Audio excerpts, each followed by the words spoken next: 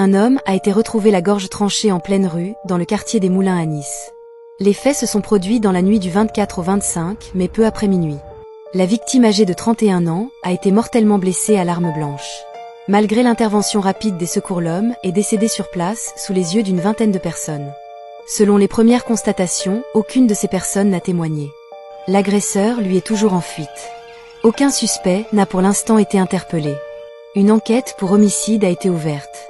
Et ce nouveau drame ravive les inquiétudes autour de la sécurité dans ce quartier régulièrement associé au trafic et aux violences. Abonnez-vous pour suivre l'actu. Une cycliste a été renversée par une voiture ce dimanche à Saint-Malo boulevard Jean Jaurès. La victime, une femme de 46 ans, aurait été traînée sur plusieurs mètres sous le véhicule. Au volant, un homme de 88 ans.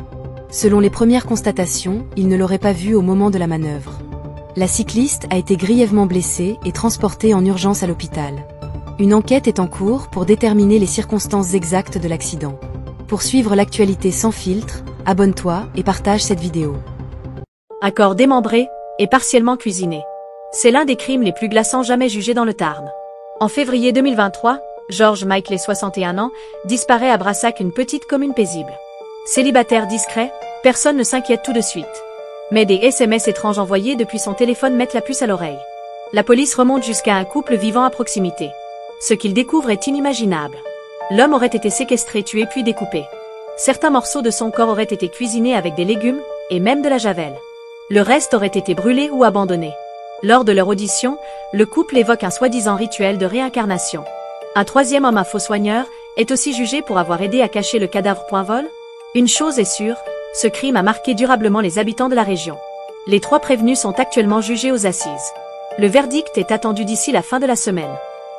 Pour suivre les faits réels, sans filtre ni détour, abonne-toi et partage.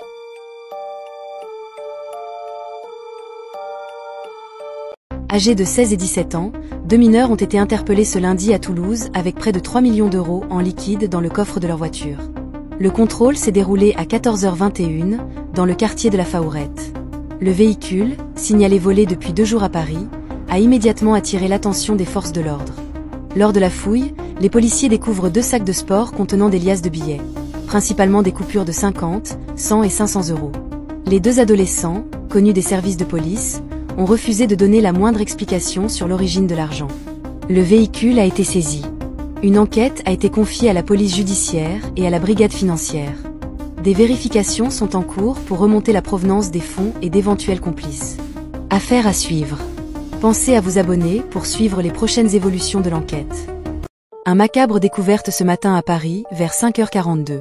Un corps a été retrouvé sous un pont du boulevard de Ménilmontant, dissimulé dans un chariot abandonné.